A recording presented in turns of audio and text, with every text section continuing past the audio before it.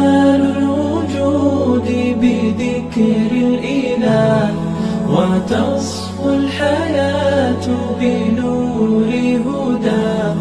جمال الوجود بذكر الإله، وتصفو الحياة بنور هداه. وتطلب نفس له طاعة، ويبلغ سعد إلى منتهى. فؤاد شغوف إلى ربه، أحب رضاه أحب لقاه.